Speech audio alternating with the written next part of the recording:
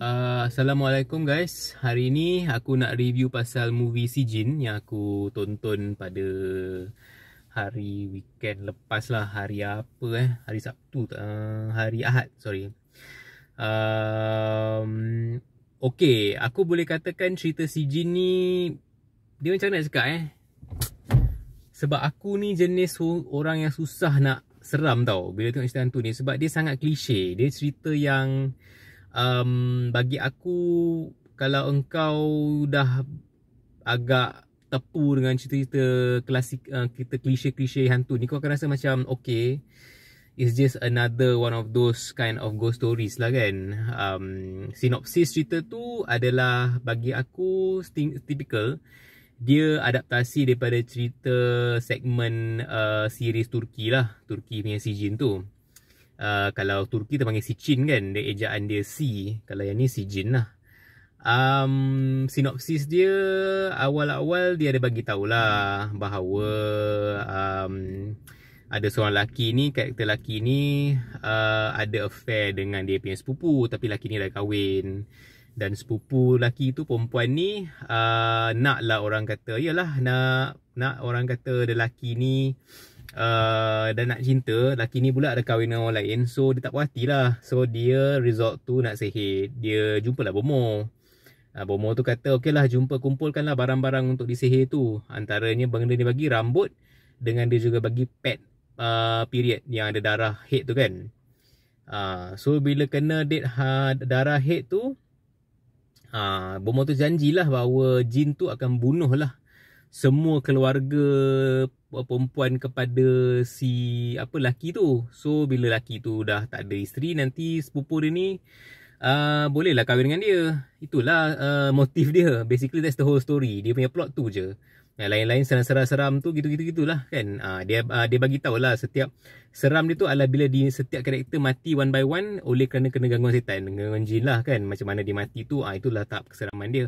Dia dirasuk, semua dirasuk. Ada yang nenek dia ambil kuali panas sup tu, dia macam bakar diri dia, melecuh hidup-hidup. Ada yang adik perempuan ni kena rasuk sampai siap pergi panjat pokok, lepas tu terjun dengan dia punya rambut semua berkala, apa semua, gori lah, banyak benda-benda gori lah. Dan scene-scene masa bomoh tu nak letak benda-benda apa tu, yang benda-benda bomoh lah, benda-benda yang organ-organ dalaman, lembu, lembu ke kambing tak silap aku. Benda-benda macam tu lah yang bagi aku time tu tengah makan kat wayang, aku macam alamak, ni macam mana aku nak makan ni kan. So macam like, adalah makan daging sosis tu lah, macam what the fuck lah. So macam okay, biar benda, aku rasa benda lain tu macam seriously like it's like bagi aku sangat, aku tak nak lah cakap bosan, nanti orang ingat aku ni macam terlalu berani sangat. Tapi dia punya cerita tu macam tu, is standard cliche lah kan. Cerita sihir, which is memang Sijin punya DNA lah, sihir kan. Dia bukan hantu yang liar datang malam-malam ke. Cumanya plot twist cerita ni adalah bila perempuan yang isteri tu tak mati, tapi yang mati tu semua keluarga yang sepupu dia tu, yang nak sihir tu. Keluarga-keluarga dia tu yang mati. Rupa-rupanya darah head yang dia ambil tu bukan darah si yang isteri lelaki tu, adalah tapi anak kepada lelaki tu. Anak lelaki tu maknanya saudara pada semualah kan, sebab dia berketurunan dengan lelaki tu juga. So saudara perempuan tu dah kira tersilap langkah lah kan. Semua mak-mak dia semua pun mati. Pengajaran dia janganlah mengamalkan ilmu sihir, sebab engkau pun nanti terkena akibat dia juga. So dalam last sekali semua matilah. Lelaki tu adalah dia consult bomoh ni. Lepas tu bomoh ni pula jenis yang orang kata dia try lah to help kan, tapi last sekali tu tak boleh lah kan, semua matilah.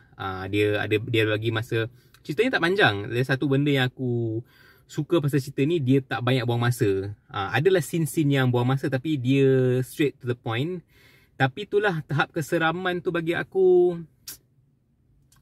bukan level-level aku lah. Aku lagi suka, aku suka cerita hantu yang dia seram, tapi dia ada satu, orang kata macam mana nak cakap, dia ada satu, orang kata history.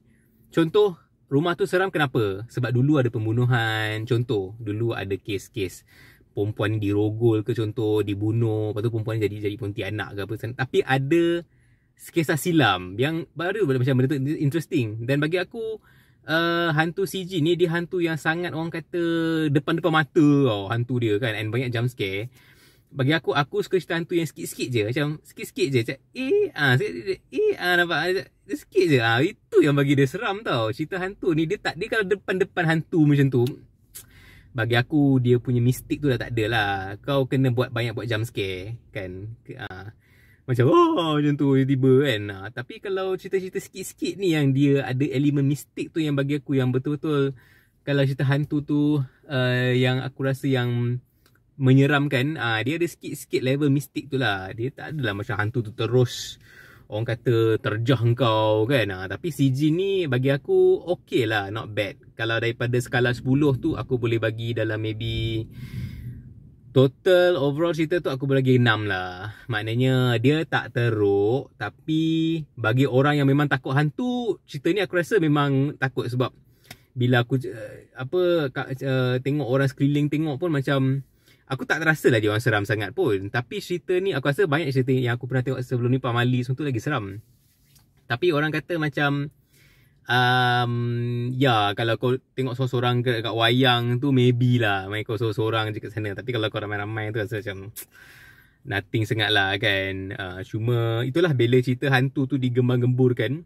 Sebab cerita hantu ni jadi famous sebab dia ambil adaptasi daripada cerita popular series Turki tu. So itulah orang ada very high expectations. Digabungkan pula dengan cerita, digabungkan pula dengan elemen Nusantara kan. Aku rasa Pure Pixel pun ada komen pasal benda ni lah, which is aku memang sealiran lah dengan komen dia bahawa benda ni has a lot of potential. Tapi dia macam mana nak cakap banyak potensi, tapi lalas sekali hamba macam tu. Aku tak tahu adakah salah kita sebagai orang, sebagai penonton untuk nak harapkan aku tak rasa pun taste aku tinggi sangat kan. Tapi dia taklah, dia macam nak cakap tak ada momen dalam cerita tu yang aku rasa macam yang kau rasa macam memorable satu, tapi yang kau rasa macam betul-betul kau menghayati. Aku tak tahulah ke macam aku yang tak menghayati cerita tu.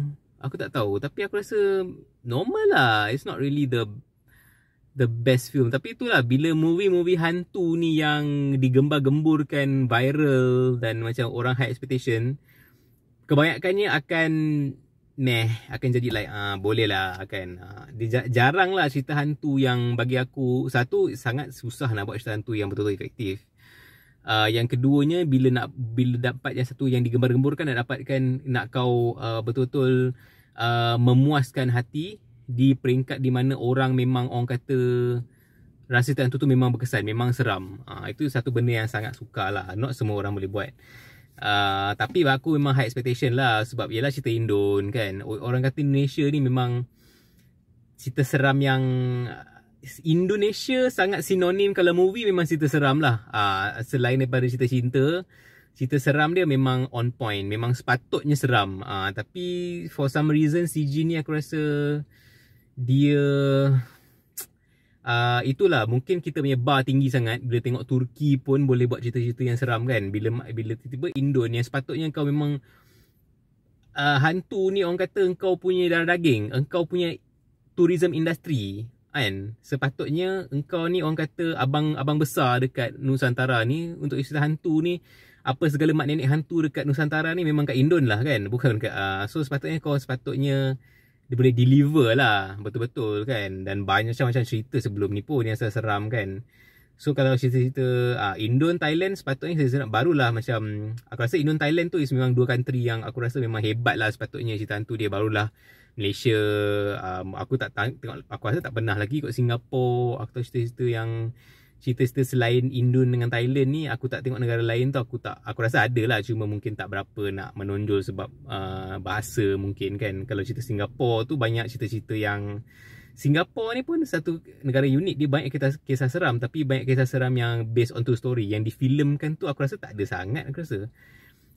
Tapi itulah, kadang-kadang cerita-cerita yang seram yang amateur ni pun lagi best daripada cerita-cerita yang di pawagam ni kan. So bagi aku benda tu tak sepatutnya berlaku lah. Sebab kau dengan bajet kau dengan kau punya ROI semua benda tu kan. Sepatutnya cerita ni sepatutnya deliver lah, tapi sayangnya tak deliver. Dia seolah-olah macam cerita Mak Kilau lah kan, ataupun yang cerita-cerita yang Awang Hitam yang akan datang ni. Kalau cerita ni flop, memang tu sebab engkau dah bagi satu expectation yang tinggi. So bila flop tu orang kata macam, yelah, engkau pakai Ferrari, tapi engkau orang expect kau orang kaya lah. Dia tengok engkau cukup-cukup makan je, macam pelik lah. Alamak kan, macam cerita Indon sepatutnya kau boleh deliver cerita hantu kan. Tapi dia tengok bukan suruh kau buat cerita yang apa level Hollywood kan. Cerita hantu ni tak payah bajet yang tinggi. How kau pandai main suasana, main emosi, main kau punya mental, tu je. Tapi masih gagal lagi lah aku rasa. Kan, sebab kau bawa nama si Jin tu yang memang orang kata Turki main cerita memang seram gila kan. Kalau kau tengok tu pun memang seram. Kalau kau tengok seorang tu agak seram lah, dengan membayangkan dia punya karakter semua tu kan.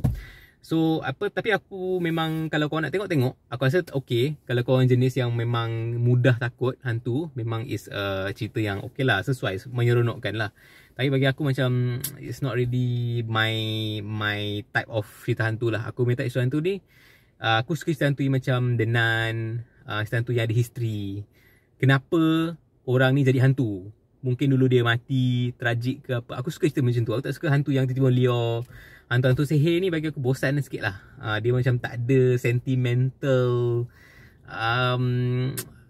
Macam aku suka cerita hantu yang macam tu. Dia ada relate, ada sejarah. Macam cerita Dark Water kan. Sebab apa jadi Dark Water? Sebab dulu ada budak perempuan ni, budak kanak-kanak ni masuk dalam tangki tu mati kan. Lepas tu dia perlukan mak, macam tu. Dia ada tu. Dia bukan macam hantu yang melia, yang memang orang puja datang. Lepas tu macam kau tak ada story dah lepas tu.